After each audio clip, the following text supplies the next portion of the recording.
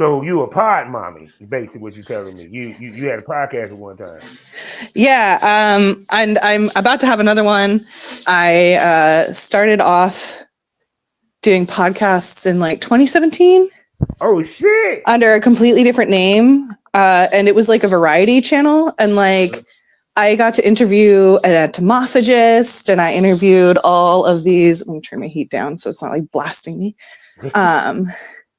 And like an entomophagist is a person who studies the dietary benefits of eating bugs. And so like he had crossed the Sahara Desert on foot with water and eating bugs. It was fascinating. She is a podcast, ladies and gentlemen, because that's a guest I wish I could have interviewed. You know who I like? My dream interview is like Neil deGrasse Tyson. I have many, many questions for that man. Oh my God. My Billy Carson. Oh, that would be a good one. I love Billy Carson. I love him. Yeah.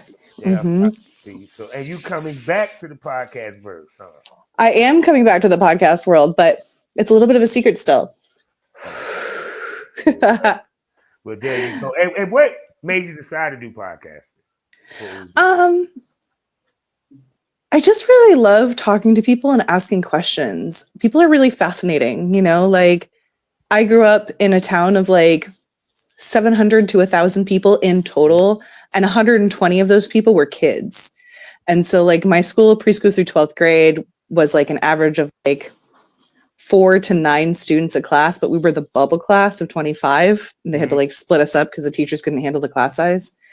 And so any chance I've ever gotten to travel, to explore, to see the world, I'm like on it in a heartbeat. Oh my God. So, yeah.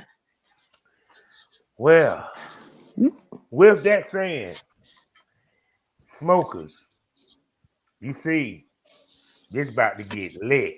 So let's get this out the way. Hello, smokers. It's time to smoke this over. Welcome to the Smokers Lounge. I'm your wonderful and gracious and kind, two times Avian nominated podcast host, Calvin Arvis Champ, aka the Porn Rap Star. Find all my links with one link, allmylinks.com/Porn Rap Star. 4 sponsors still with us to this day, 4 years running. First off, eroticismmagazine.com. Next up, blusherotica.com. Also, for you people that love candles, the Kinky Candle Company. And for your legal needs, I got you covered. The Queen of Law, Mitchell Ferrari, link in the description. Also, in the mornings, still in the mornings, you can find me 5 days out the week with fullswapradio.com, as well as other great podcasts that, you know, you need to just check it out. Also, you can find me also on skyheartappadogtv.com, as well as the sgpradio.com.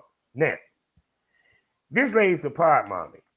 I just found this out because I did my research. This lady is multifaceted. She's an onion. Mm-hmm. I got a whole lot of layers, just like Shrek. And she's the best kind of onion. She's a business onion. You feel me? How about my business? We're going to dig deep into the vibe. Because she has a vibe. She is a vibe. I am a vibe. So I'm going to sit back and let her tell you about her vibe. Tell them who you is, darling. So I'm Vivian Vibes. I have been a sex worker for,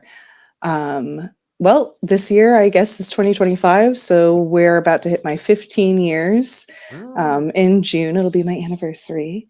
And I've done everything from escorting to pro domming to phone sex. I've worked in peep shows. I've done stripping. I do porn. I've actually worked with Blush Erotica and their VR stuff. So you can do all the nasty things to me on the Oculus Rift. I know. This is going to be a very interesting interview. So Danger zone. Let's get it with this, right? Mm-hmm. Before we go into the time machine, a lot of people don't realize that this business can make a woman feel empowered. Yes. You know, period. So speak to the empowerment of a woman being a sex worker. You know, growing up as a woman, we're often taught to put ourselves second in literally anything. You know, you go to a woman's funeral and they'll list off all of the things she sacrificed for the community and her children and her spouse, but they talk very little about her, right? And I think one of the most important things as women that we can do is to own our sexuality and own our bodies, and most importantly, to own our pleasure. We live in a society where it's systemic and systematically made us not find our own pleasure, up into the point where women were denied that they had sexual pleasure. If you look at former diagrams of the clitoris was connected to nothing, right? The G-spot was like a big revelation when it was found out. It was such a big deal because women couldn't possibly enjoy sex. And even to this day, you often hear women can't like sex. You know, we had, what was his name? That one like sleazebag politician who freaked out because he couldn't get his wife wet and he let the entire internet know. Damn, that's a new one to me right there. No, it was a whole thing. I can't remember it. I'll send you the link later. But he constantly goes on that like women are not supposed to enjoy sex. These are people here and now in 2025 who believe that women are not supposed to enjoy sex. And I hate that. I think it's fucked up. Right now, the vape I'm smoking on is actually also a vibrator. Yeah, it's my favorite one. Yeah, I call it my attitude adjuster. You know, like being able to know not only what you want from sex, but what you want from your partners, and being able to explain that extremely clearly. Men aren't used to that. And to be able to do that is incredibly empowering in a society and in a world where women's pleasure always comes second, if at all. See, I know she was looking at my faces the whole time she was talking, but see, the smokers know why I was looking at face, because I told you this. She just basically reiterated what I just basically said, just way more eloquently. Yeah. Because I've been saying this. I said, just look at Christianity. It teaches, they talk about marriage, but they don't talk about a healthy sex life in marriage. Actuality, they teach marriage damn near is you just have sex just to procreate. That's really what it is. You're not supposed to have pleasure. You're not supposed to have an orgasm. You're not supposed to enjoy it. You know, she's not supposed to deep throat your dick. I don't think they even want to even suck a dick. You know what I'm saying? But but yeah, but that's just how society has been based. That's why anybody that's in the sex world, in the sex work world, was deemed deviant or what have you. I mean, like one of my favorite stories from history is, I don't know which Roman emperor it was, but he had a wife, the queen, who challenged the top whore in Rome to a fucking game, a fuck off, and she won by landslide. So it's into of women taking control of their sexuality through history, no matter what. Yeah. Yeah. Well, I mean, that's part of the reason why they don't like to write us into history, right? And if we do get written into history, the only ways that we can is by acting like a man. I mean, we see that with Queen Elizabeth, you know, we see it with Queen Mary, we see it with Cleopatra, we see it with, there was and I'm going to blank on her name again because I'm stoned, but there was a pirate queen in the Sea of China who had a 70 fleet pirate command that China was eventually just like, please retire. You can keep everything you found and we'll pardon everybody. Just please retire. But you never hear about these days. If anybody was on Apple TV, that was on the Time Bandits. There's a book that I used to read when I was like a nanny, was the Rejected Princesses book. And I think that was probably one of my favorite history books ever, because it's just women throughout history that were rejected from history. Oh, I was the person that and all of their stories. I always looked up strange history. That's why, you know what I'm saying? Yeah. Because regular history just bored me. I wanted to see some real shit. Yeah. I want to go into my theory about Napoleon Bonaparte. But anyway, enough about history. Let's talk about Miss Vivian Vibes. Let's go back in the time machine. What got you into sex work? I was 19 working at a gas station, and a friend of mine was like, hey, there's this company that I work for and we do massages and we'll help you get your massage license. and you should really check it out. And of course, it was not just massages, and they did not help me get my license, which I found out after my first booking when my boss called me and she was like, he just called me, he's upset. And I was like, oopsies. And she was like, do you want the job or not? I was like, sure, why not? About a month into that, my boss looks at me and she goes, Vivian, you have a fucking attitude problem. Have you ever thought about being a dominatrix? And I was like, yes. Yes, I have. Actually. Funny story that. And she got me my first client. Oh my God. So let's unpack that. Tell us about that first session as a dominatrix. My first session as a dominatrix was really nerve-wracking, and also hilarious, right? Like, I grew up in Vermont. There's like nothing in Vermont. Like, the kink scene in Vermont is very, very underground. So I didn't have anybody to learn from, first off. I had Google and FetLife, which had just been created and was brand new, and also still filled with lots of misinformation, which has only gotten more intense as the life of the website's gone on. I saw And your on Fat Life because I swear, people, she country thick. yeah. Biscuits with gravy. Thick. Yeah. What can I say? I like my cinnamon rolls. Oh my God. So continue about your domination session. Oh, yeah. So he requested a golden shower. And I had, again, like, I'd played a little bit with power dynamics with boyfriends or whatever, but like a golden shower? Like, I had never done that before. I don't even like to pee in front of people at this point in my life. Now I don't give a shit. But back then I was like, everybody out of the bathroom, door closed. Nobody can see me pee. Nobody can hear me pee. I don't even like peeing in public restrooms because they'll hear me pee.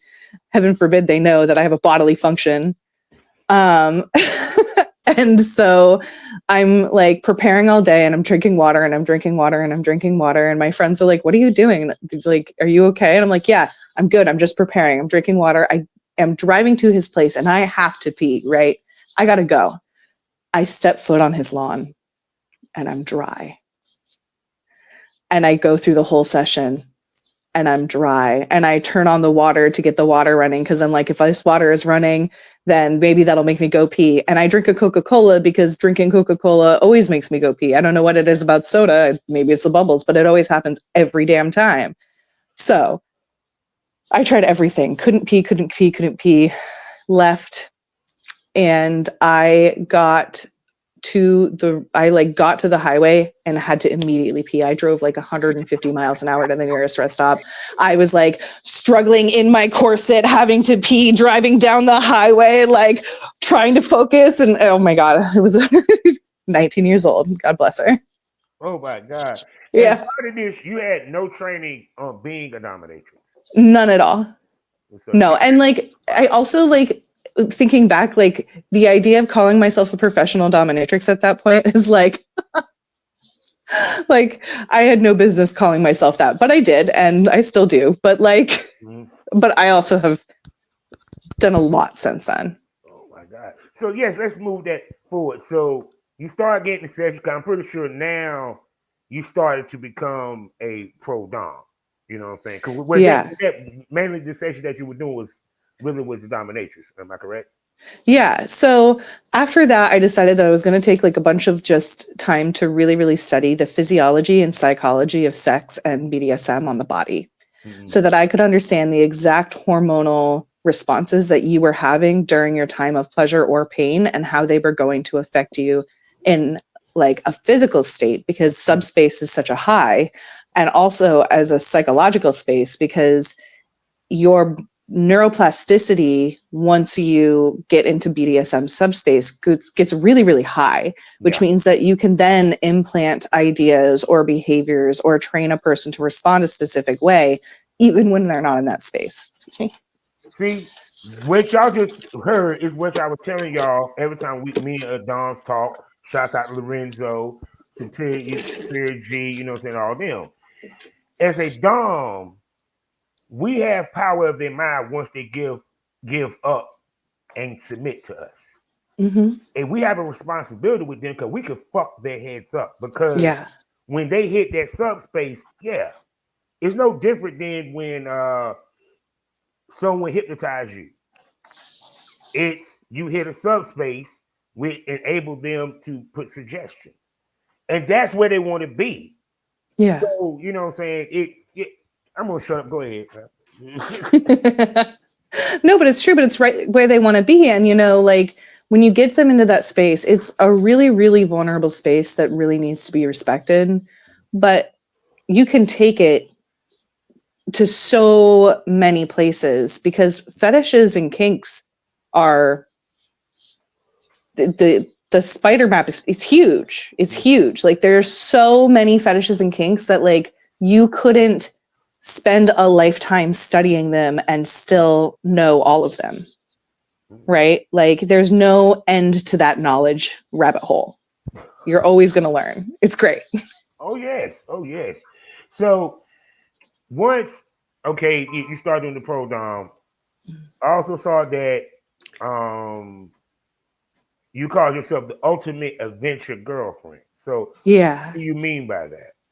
So like I'm the girlfriend that you take when you want to go do really wild shit. You want to go dune buggying? Don't worry, babe. I've got you. I've driven like 5 of them.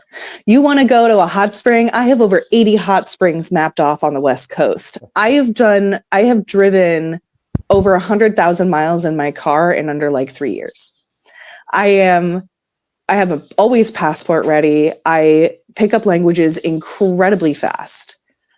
Before I had a head injury a couple years ago, I used to speak of about 8 of them, and I grew up bilingual in French. So I'm getting the French back, which is great. But excuse you. Sorry, my dog was just whining at me. But like I am that ultimate adventure. Like wherever you want to go, whatever escapism you want to do, we can do it. And it doesn't matter if it's in the bedroom where you want to try a new kink, a new fantasy, a new fetish. I can be anybody. I throw my hair up and I'm the nurse you've been crushing on. Like it's great. Oh shit. Or right. Like from pegging to prostate massage to I'm Reiki certified and I know how to give really incredible internal and external genital massages that are like mind-blowing. So whether it's inside the bedroom or outside the bedroom, I'm the ultimate adventure. Like we can go anywhere you want and I am down. So of course, now when did you expand your palette when it comes to the sex work business? And what I mean by expand the palette is, you know, you have some girls that come in, let's say doing content, then eventually they move to doing webcam. Then they do, you get my drift. Mm-hmm. When you start expanding your palette to the chat and so forth. You know, so like my mom was a nude model and my grandmother was a nude model. And so I started nude modeling right when I was 18. So fitness runs in the family, I take it. Go ahead. Yeah, it does. It does. Listen, my pussy's name is Midas because everything I fuck turns to gold. I like that. So when I like started branching out, because like I feel like most people they usually start in stripping and then they go to porn and then they go to escorting. Yeah. But I like jumped right in with escorting and domming. Mm-hmm. I'd already been doing the modeling, so I was already posting nudes in places and like making money off of prints and stuff like that. And then I didn't get into phone sex until like 2.5 years ago, maybe almost 3. And I tried doing like the webcamming stuff a little bit in between all of this. And webcamming never really did it for me. Like podcasting and doing one-on-one sessions, love that because I can talk to a whole crowd of people and like we can have a really great stimulating conversation. And then somebody out of that is just like, yep, we're going to spend one-on-one time together. Perfect. But for whatever reason, cam girling, like I don't get it. So I just leave that to the cam girlies. Love that for them. It takes personality, patience, and a lot of work. Yeah, it really does. It really does. And I can do it if it's really active. But if you're telling me that I have to sit there and be engaging for 6 hours a day, every day, even when the chat is dead, I can't do it. I can't do it. And some of these girls do. It's amazing. Oh my goodness. So now you would heavy into the kinks, the dominatrix, and then Mhm. start. When did porn fall into the mix? Porn kind of naturally fell into things from the nude modeling, probably like 2017, 2018.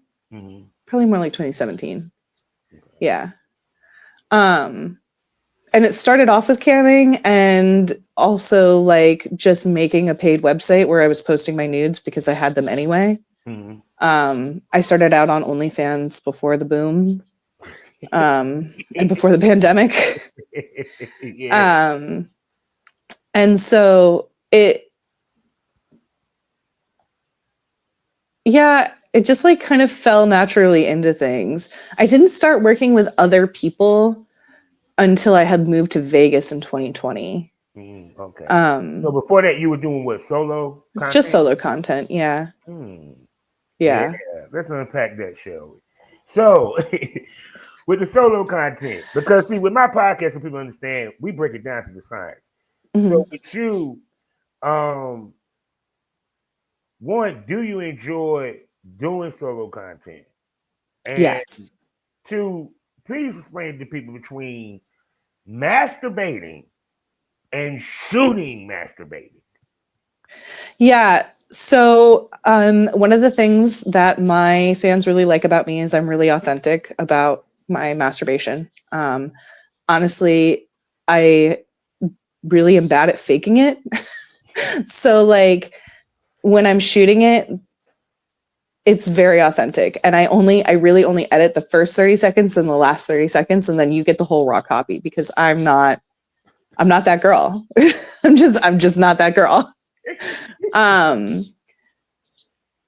When I first started shooting my masturbation, I had to remember to be more vocal and active in the performance of masturbation instead of just masturbating for me, right? Because when I'm masturbating, when I was masturbating for me, when I, first started recording it, it was like, I'd like touch myself, but I was never like a super vocal person about my pleasure when it came to self-pleasure. Now I'm loud as fuck about it. One of my neighbors changed their Wi-Fi router to "I can hear you masturbating," and wait a second. And I know it's me. And I know it's me. Stop playing. So I'm not. They set up the Wi-Fi. You see, this motherfucker. He might be masturbating to you masturbating. I'm just saying. They better. They're welcome. They get a free show that nobody else gets. Oh my God.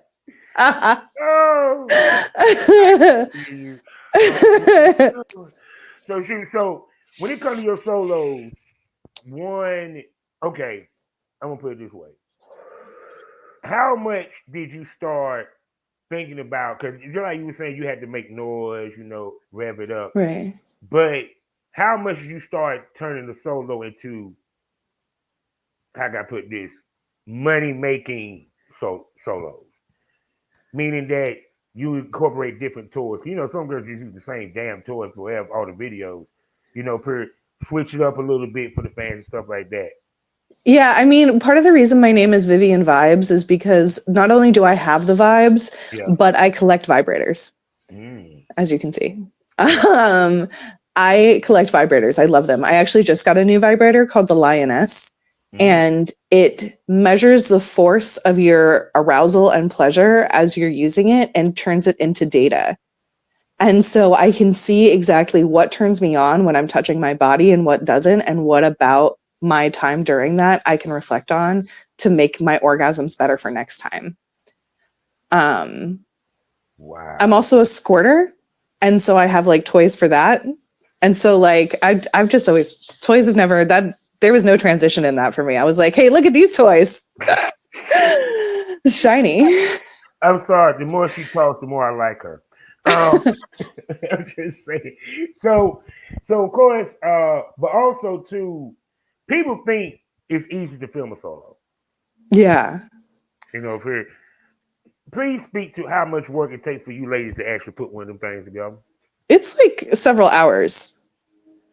It's like several hours. I mean, so part of that is because I have ADHD and I am one of those people where I'll walk into a room 18 times before I actually do the task I need to do. But I'm medicated now, so that's helping.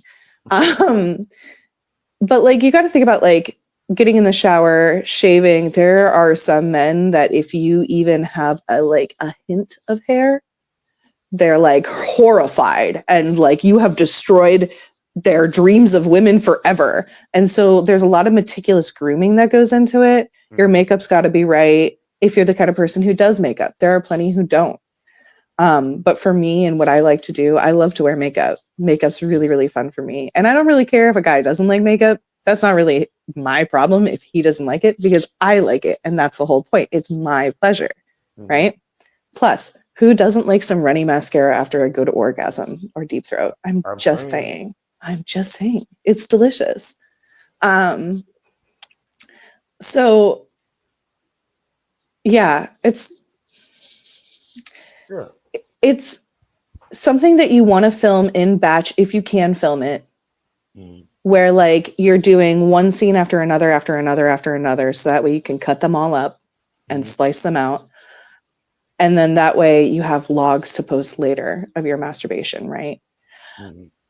But it's still a lot of work. Even if you do it in the bulk day or you do it a few days out of the week, it also depends like if you've got customs put into place that like they want you to wear a specific outfit. They want to have you use a specific script. They want you to use their name, and all of that kind of stuff in between all just plays into it and adds on to the amount of time or takes away from the amount of time that it's going to take you to do it. It's not easy. No, sex work in general isn't easy. Like to be a sex worker, you have to be an accountant and a manager and a social media marketer and a social media analyst. And you need to be able to edit shit. You need to be able to do graphic design. You need to be able to write scripts. You need to do all of it. All of it. Anything that a production company does, you have to do it as a solo person. Oh, especially now. Because like I said, one, there's not a lot of paid gigs out there, people. There's not a lot of companies paying girls like it was back in the day. Yeah. So, also, when OnlyFans got hot, the bottom dropped out. So yeah. So like one of the best things, and also maybe something that wasn't great about the whole COVID boom of OnlyFans, was that a lot of the people in the industry who thought that they only could make money working with production agencies realized that they could make money on their own. Yeah. And that's really healthy. I think that's really healthy for the industry. But like, even in professional porn, even in mainstream porn, the amount that you're getting paid versus the amount of time that you're on the set, like I know people who have been on set for like 12-hour days. And they're not getting paid like the sun and the moon for that. For the time it takes them to shoot a professional porn scene, I done shot 4 scenes with her to change clothes and photo shoots. Yeah. And for them, it's one scene, right? That's it. That's their one production. And it's beautiful for the most part. Like there are some beautiful producers out there who really their work is like, but which as a content creator, most content creators don't have that level of production into their work. Their work would probably take longer if it did. Right? Because you're not having like an intimacy coordinator. You're not having like, when you're shooting your content one-on-one. Coordinator. Dang. Literally. Listen, they just got accepted by SAG. No. I interviewed a Tubi director. When Tubi started to get hot, one of the directors that some of his movies were jumping off. Y'all check out Swap Out on Tubi. Real good shit. Very good shit. And he said he wanted to hire porn stars that could act. Or even have a girl on stage that does porn. You know what I'm saying? Cause he was like, you see the video, you see the movie when the sex scene and the girl still got on the underwear, but she riding the dick. Come on, man. Yep. Take Yep. your tits. Versus you get a porn star, she used to doing the shit. It's no different than when they used to get professional wrestlers to do stunt work. Yeah. Period. So no, trust me, that's not a surprise there. That who better to teach these actors and actresses about how to fuck and make it look real than the people that actually do it on camera that does what they're trying to teach. Yeah. And it's not like movie magic doesn't happen in porn. No, because it does happen. Oh, yeah. Shit happens.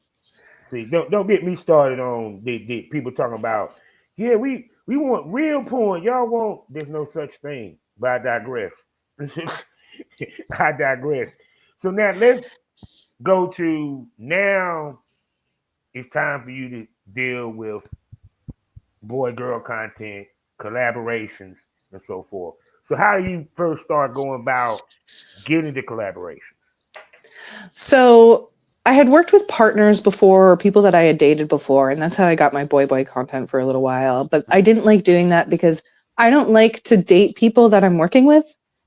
And vice versa. I don't like to work with people that I'm going to date. I have a really, really, really, really strong boundary for professionalism for a lot of good reasons. I mean, anybody who's been in the industry long enough and has seen the kind of stuff that's gone down, when you have a relationship with a person and you make years worth of porn with them and then you suddenly break up, what do you do with that porn? And I'm not going to deal with that. So. Yeah, I kind of know that too. It'd be like, the only way it works if they both are swingers in the party lifestyle. Yeah, I feel like, the only way it works is if they have a really healthy decompartmentalization of relationship time and sex worker time. Mm-hmm. But that's a really hard thing for people to develop. That's not an easy thing for people to get into. And it's also very scary for a lot of people. The reason I don't want boyfriends to film with me is because usually when I'm dating a person, before they get involved in my work, they understand, the difference between work and intimacy, right? But then they fuck on camera and I get paid for the thing that we do. And now they do not understand that line of work and personal.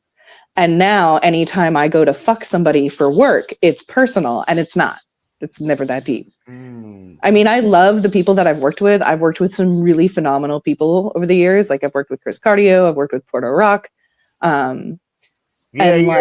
Oh, hold on. Before we go any further. Yeah.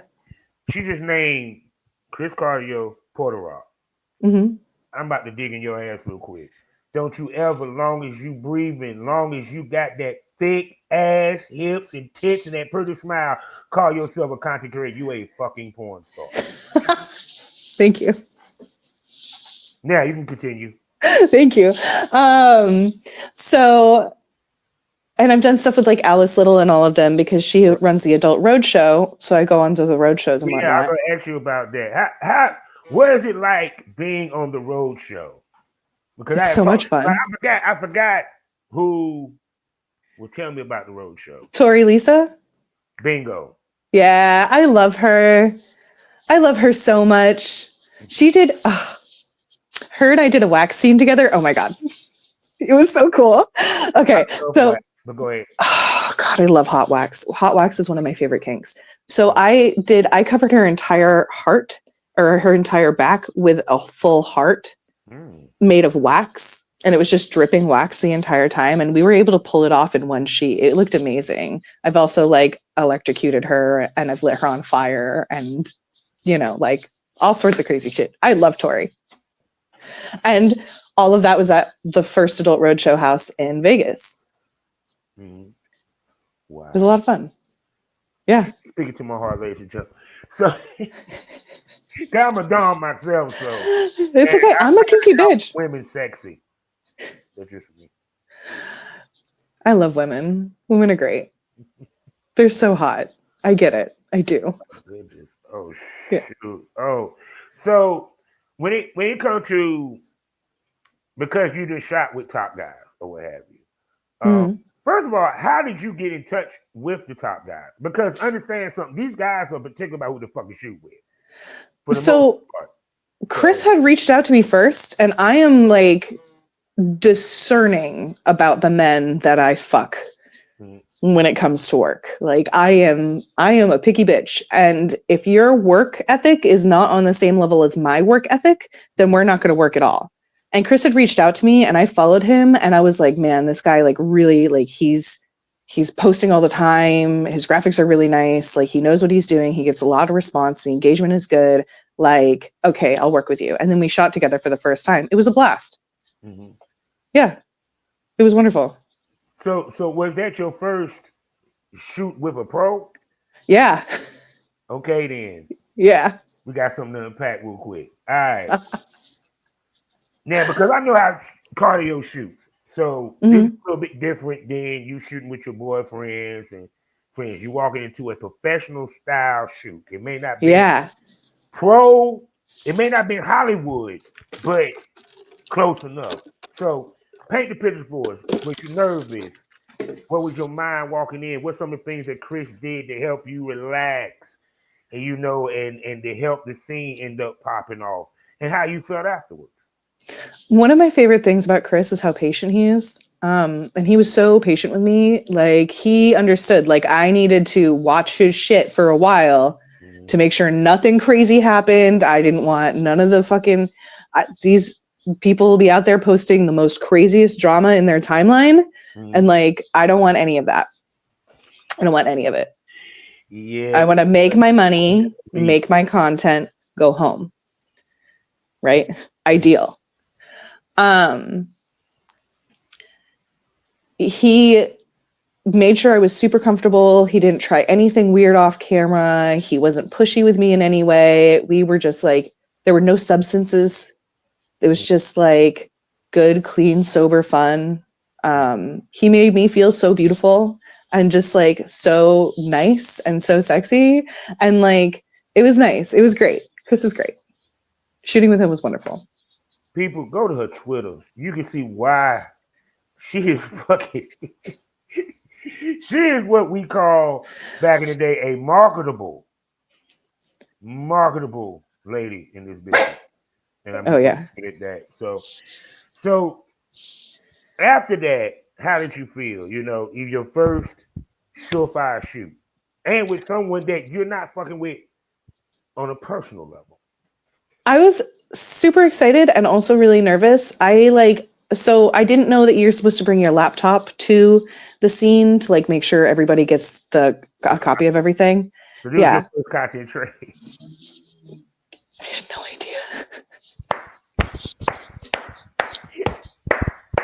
And it's okay because Chris is a gem and totally handled it. Yeah. Totally handled it. There was no issues. I never had to beg for content or anything, which was phenomenal. Yeah.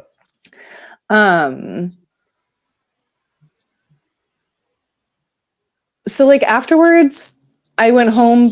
I was dating a guy at the time. We were living together. I went home. He was like, thankfully at work because he was dealing with some jealousy issues before the shoot and being kind of a punk ass about it. And I was like, this is literally my job. This is my job. I need you to let me do my job. And this can't be an issue. Because it's not like this is a surprise. I tell everybody I date, like I fuck people on camera. I get paid for it and I fuck. It's like, there's no surprises. Because no, that's something else I also talk about on the show is that to date us, it like this. It's either if someone is in the industry with us, swinger, poly, or a very understanding vanilla. Yeah. You know what I'm saying? And the latter, the vanilla, is least likely. The vanilla is least likely. And like, I would date somebody in the industry over dating somebody out of the industry, just because at least like, even if they had like been in the industry and retired, or if they're in the industry currently, so long as they had really good compartmentalization about their work and us. Truth be told, right? You know how many married couples in this business? So many. Yeah. So many. It like, put it this way. I had the question, someone asked me, they said, well, what's the difference between you fucking your wife and you fucking them? I said, I love my wife. I'm not married right now, but I'm just saying at the time.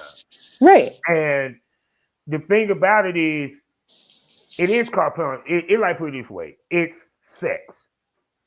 It's work sex.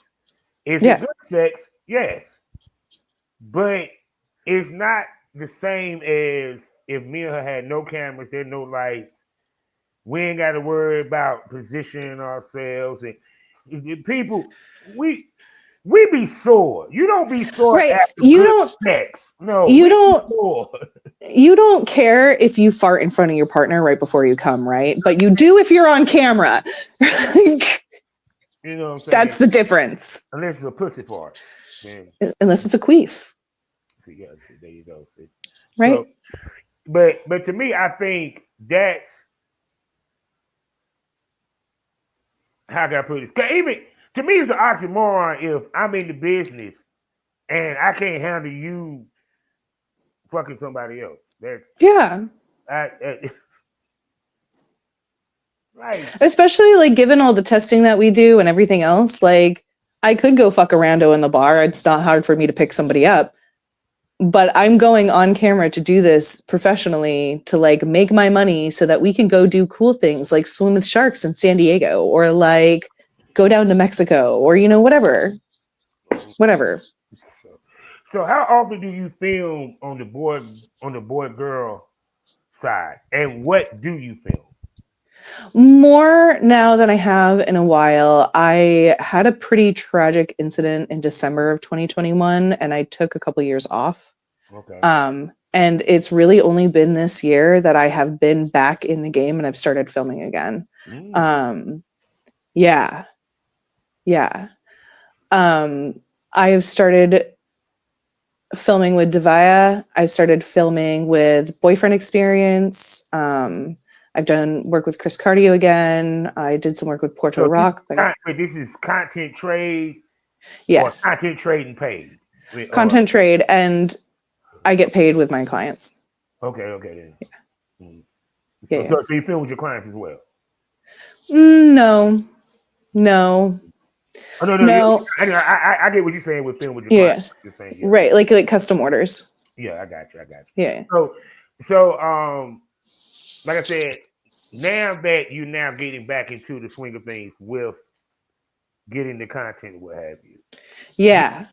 You're a lady that, how can I put this?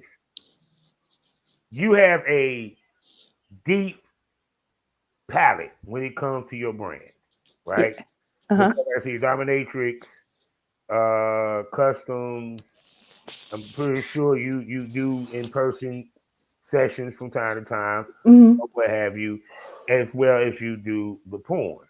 So with you, one, how do you balance all of this? Well, I have ADHD, so that helps. When I'm logged in for phone sex, I log into phone sex from like 4 to 6 hours, usually almost every day. I try to take 2 days off of work to give my voice a rest. And in that period of time, I make it my dedicated work time.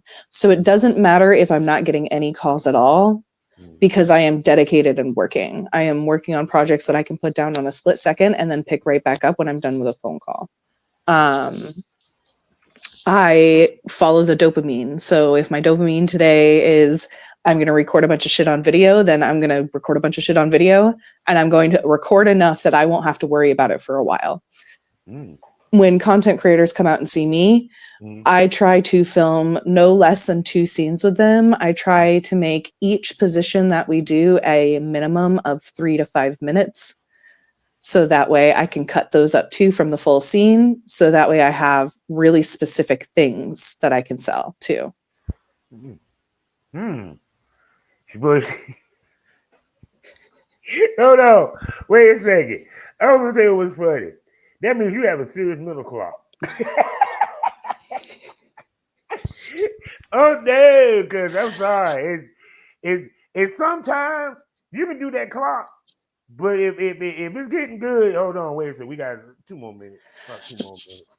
No, my internal clock is insane because I've been doing like yoga and stuff forever. I can tell you when a minute's been a minute with pretty much like my eyes closed. So, and I also, from years of training, know what an hour feels like and what a half an hour feels like, and I can tell when it's gone over.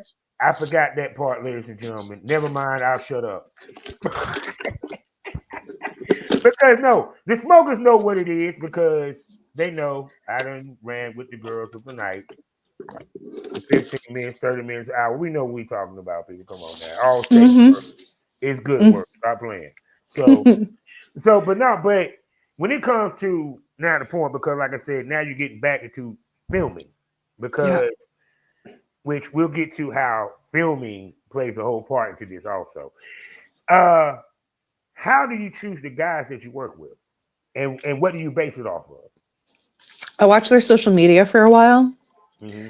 And I talk to other friends of mine who are in the industry. I'm friends with a whole lot of people in the industry where I can just go to them and be like, hey, have you worked with this person? I check references. So if I see you posting with a person and you've tagged them, I'm going to go message them and be like, hey, how was your experience working with this person? What was it like? How did they act? What did you guys do afterwards? Are they chill? Are they like very like focused? Are like, what's up with that? You know, and like a lot of the content creators and porn stars out there are really, really lovely people who are happy to answer questions like that. Yeah. Because I always believe iron sharpens iron. And me being a producer / male talent, part of why there's not a lot of them in the mainstream is more women than men is dependability. Because you got to keep it hard and come on cue. And that's even on the content trade end, you know. Yeah. You know, because even to the point, like, no matter how good the sex was, I'm sitting here thinking, okay, like each scene, like for example, if it was a skit scene, 30 minutes. The skit, I want it to be at least 2 to 3 minutes. The sex fills out the 30. Well, excuse me, 25 to 27 minutes with an end part that's a little funny. Okay, boom. Straight fuck scene. I hated them, but you always had to do a little setup. Like I would have had you, you know, shake, oil up that beautiful body of yours in some way, shape, or form before we got into it, or play with a toy. Yeah. I do like my toys. Head with a vibrator is a beautiful thing. But you know what I'm saying? That was 15 minutes to 20 minutes. Mm-hmm. Did a BJ scene 10 minutes, you know, period. So I get what you're saying with that middle clock. You develop it after a while, you shoot enough. You know, right. And go ahead. You know, like you were saying with the guys, it's hard to find guys that can like get it up and keep it up on command. And like, you know, when you're moving into all these different positions with this internal clock going, staying aroused and staying in the moment is really, really hard. And the other thing that you run into is them not getting so lost in the sauce, they forget where the camera's pointing because 1 minute it's fucking at the wall and they're just going to town and you're like, motherfucker, it's over here. But see, that's why guys, you know, especially my day and even now, you have to come in as a producer. Because even with me, even when I worked with a girl, my shit talk was actually directing her ass. And I told her that. I said, I'm gonna shit talk you, but listen to what I'm saying. I'm directing you. It'd be like I could be hitting the doggy style and the camera moves in front of her. I grab her back of her, be like, yeah, let me see them pretty ass eyes. Just let you know, look up the camera in front of you. If I tell her to eat that, you know what I'm saying, eat that dick, I'm telling her to deep throat. You feel what I'm saying? Because even as a male talent, you're the engineer. You're actually directing the scene. Because your job is to put her in position to look beautiful. And we ain't talking about just physical beauty, no. We talking about slutty beautiful.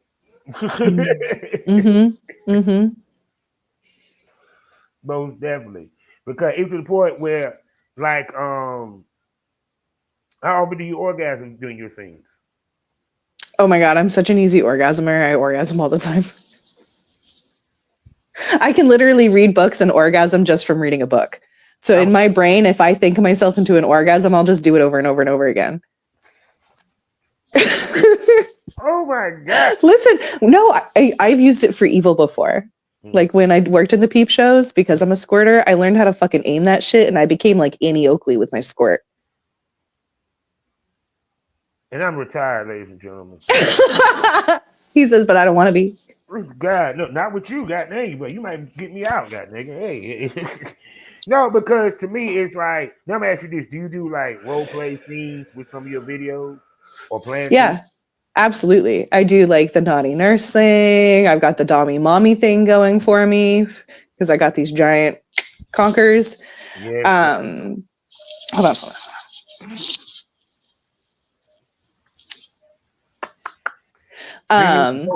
Premium smokers. Don't worry, I'm gonna talk to her about coming on the premium smoke room. Just calm down, relax. Relax. I hear y'all DMing me the fuck. Is Vivian come on premium smoke room? We gonna talk to her about it, but go ahead, baby. I forgot what I was talking about. My stoner ass kick that just boop. I forgot too when you touch your titties, but I'm just saying. This one's Godzilla and this one's Mothra for all you nerds. Oh my God! So can I come in between to visit the kingdom? Yes. So damn. Let me get it back on track. So, like I said, with the with the role play, what do you want to travel into as far as that you haven't done yet, camera wise? Which we get into the fun questions in a minute, but go ahead. For role play? Yeah. Oh my God. There's so much. Okay. So camera wise, I have this dream and I used to cosplay. So I know that it's possible because I used to do costume building. And one time I made a poison ivy, but I made her as a barbarian and I hand sewed all the scale mail with leaves and I made bark armor for her. And so what I want to do is I want to make the girls of Gotham, but I want to make leather dominatrix versions of them. And then I want to have scenes of like all of the guys in Gotham getting their ass kicked by the girls.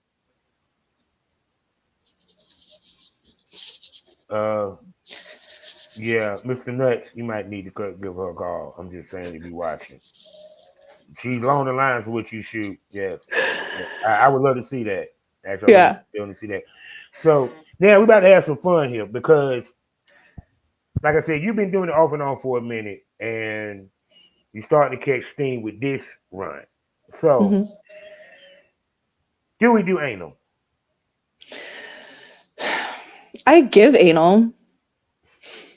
We know that. I can tell you. I already figured out when she said prostate, saying, "Oh, she a Peg Bundy." I got you. Yes. Yeah, I give anal. I don't really do anal myself, mostly just because it doesn't really come up all that often. It's not that I don't like it. When I have been into anal, I've loved anal. Some of my best orgasms are from anal, but it's just not something that like I do a lot of. And also in my personal life, I have found it very frustrating when men who want to do anal get very like, I could do this. And I'm like, no, I need you to just slow down and listen to what I'm saying about my body. And then they like try to circumvent it with their own desire. And that's annoying. See, I learned a long time. This is the key to anal. So guys can understand this. You have to prime it is these steps. You have to prime the ass. Yeah. 2, it has to be at the height of her horniness.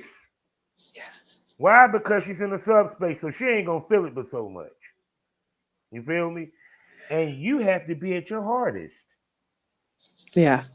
If none of that don't go right, you ain't getting in her ass and you wasting your time. Yeah, I mean, like anal play is something that you work up to, right? Like if you want to do anal, that means that you need to be doing like anal fingering and butt plugs and like sizing up those butt plugs to match the size of you. So that way when you go in, it's not painful because it shouldn't be painful, no, right? I'm gonna tell you the best technique. First, when the guy start off, eat the pussy. He eats the ass. He fingers the ass as he eats the pussy. You're doing all this. You get her extremely aroused. Then you get her in a position where she gives you head, where you can put your hand to where you playing the pussy and you playing the ass. Key word, you priming the ass. You do 2 fingers here, finger here. You know, just to see. You know, it's It's like a car, man. You just can't just go out in the cold and start the car. You got to warm the motherfucker up. You Mm-hmm. feel me? So then when you fucking her, doggy style preferably, you thumb the ass, you thumbing the ass, you thumbing the ass, you thumbing the ass. You know what I'm saying? I suggest, and also eat the ass out a little bit, put a little spit in the butthole, you know what I'm saying? Or if you have lube, as you hit the doggy style, you're massaging the lube in. Lots of lube. You can't go wrong with more lube. Yes. So then by the time she is very ready, and if you know the signs of a woman orgasm, you know when, because that good orgasm and hit, that's when you need to go in the ass right there. You feel it? Because that's the one where her pussy walls is fluttering all on your dick and she done grip the fuck out that motherfucker for a second. So that's when you pull out and you slowly work the head in. When you feel the head somewhere in, you stop and let her work it. Mm-hmm. As you gently push, and before you know it, you in. Mm-hmm. See, I just gave y'all a tip. There's like nothing wrong with taking your time. Like the slower the better with it. It's fine. It's still gonna be there in 5 more minutes. I promise. The booty hole's not going anywhere. See, that's why women got to deal with dudes that got seasoning. I'm just saying. Yes. So, are we looking to have done a game bang? I haven't done one yet, but I would totally do one. I'm trying to organize a reverse gangbang right now. That's something I really, really, really want to do. Wait, That's like, hold on. Is he fucking or he's getting fucked? he's getting fucked. Okay, then never mind. By all the ladies. And it could be with a strap on. It could not be with a strap on. Who knows? He's got a mouth and a dick for a reason. We can use both at the same time. We do it in threesomes. Oh my God. Giselle Lane told me about one that she did with about 5 of them on his ass. Oh. He said he took it like a champ. I'm so impressed. Shouts out to the golden guy, the golden mistress. What's going on, Giselle? But no. So, if you did a game bang, what would be the number for you?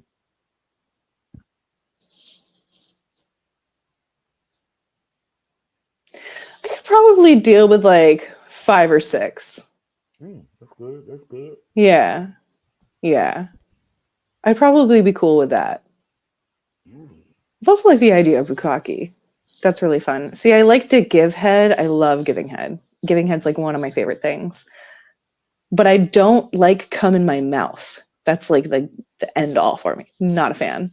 You can come anywhere else except for right here. I'm too pretty. Like a girl to have me come in her mouth, if she will spit it back on my dick. I'm a nasty That's freak. Fantastic. Love that. I'm a nasty freak like that. I love shit like that. That's phenomenal. It's not going in my mouth. Oh God, yeah. Damn, I lost my train of thought thinking about that.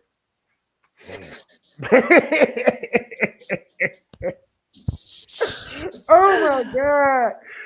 So now when I look on your page, you really don't promote your porn too tough. Yeah. Go ahead. Yeah, I tend to not go super direct with my porn, right? We are getting into some pretty heavy duty times when it comes to social media censoring and sex work. And so a lot of my social media is tailored toward like being the adventure person or like funny stuff. I love shit posting. It's fantastic. And through going through my website, they can see exactly all of the other things that I do. vivianvibes.com. There's lists to all of my services. There's lists to all of my links and my websites that I'm on, all of my Twitters, and they can follow me there. But I don't usually post a lot of GIFs or anything. So now I'm gonna ask you this. Does that help your stuff sell more?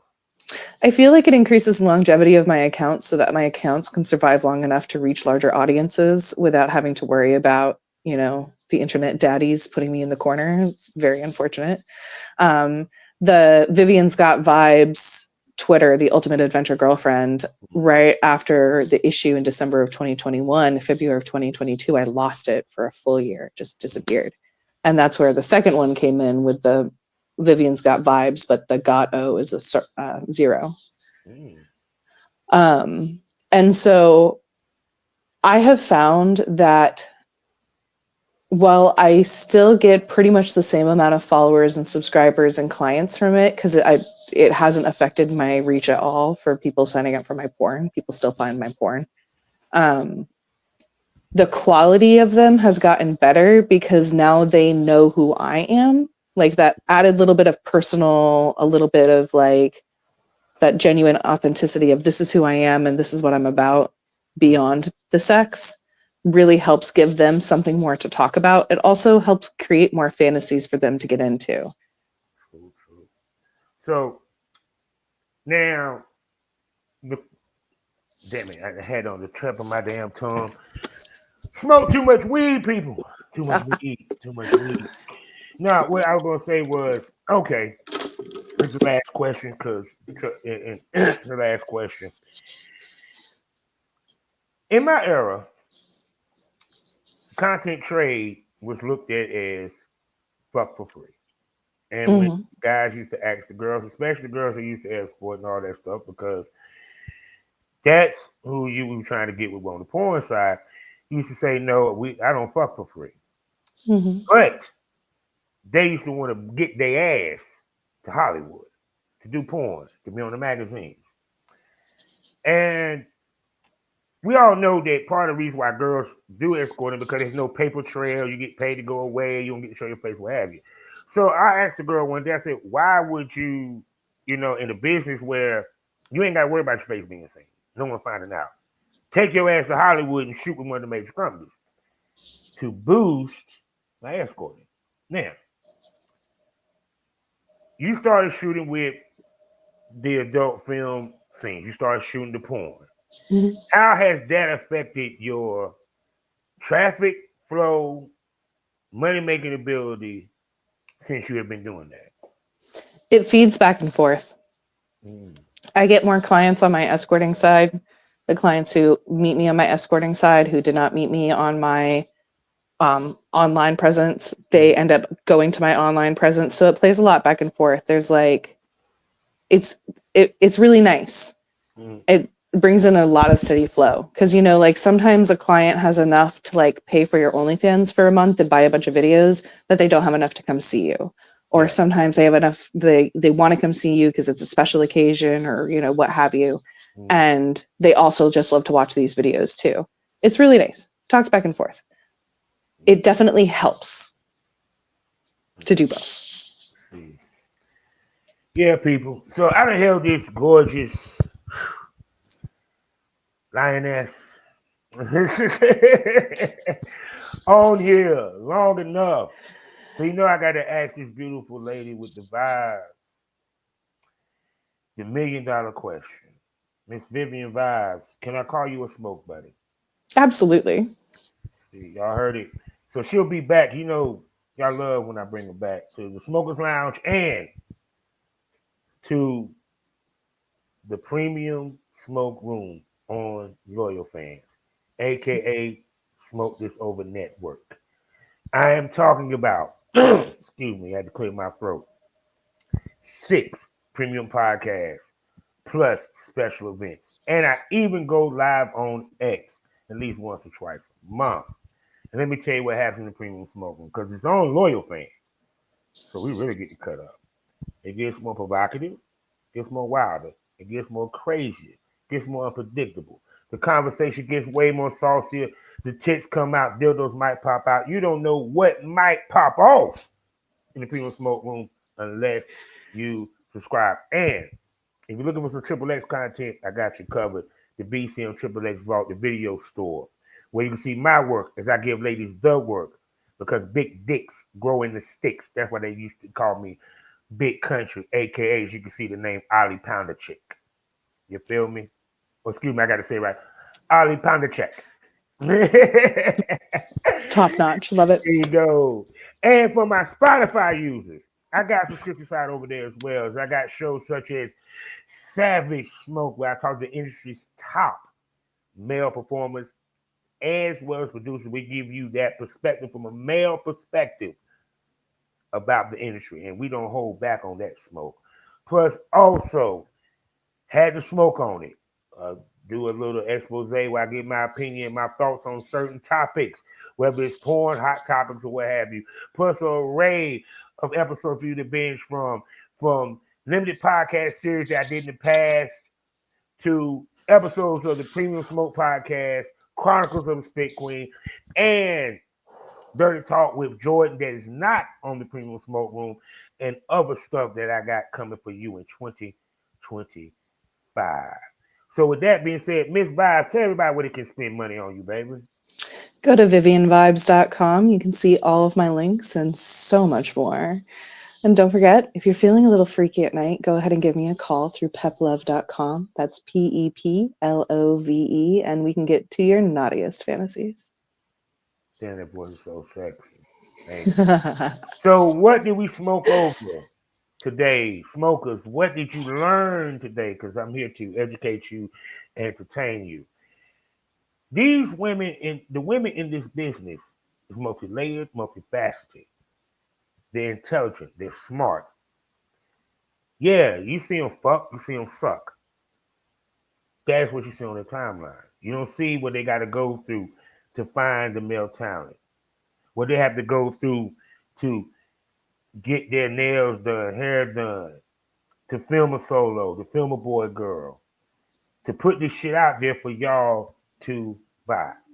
And also, she's a prime example of what I've been talking about in this business.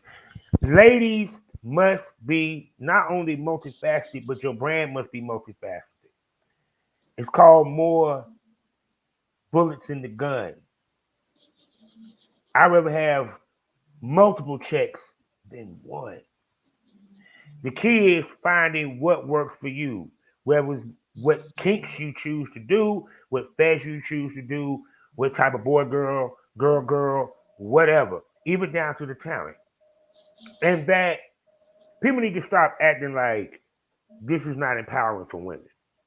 It's empowering for men. It's very empowering for women because they get to be their own boss. They get to be themselves sexually with no judgment. They get to take back the sexual power that has been taken from them for centuries. And then you wonder why so many girls get an OnlyFans. Why so many of these ladies get a fucking Twitter and her ass is a goddamn school teacher. Because more ladies want to find their sexuality and want to be proud of who they are. How can you live if you can't look yourself in the mirror and say, I love myself? Now, with that being said, life is a learning experience. What's the point of the experience if you haven't learned anything? Smoke this over. Say goodbye to him, Miss Vibes. I'll see you guys soon.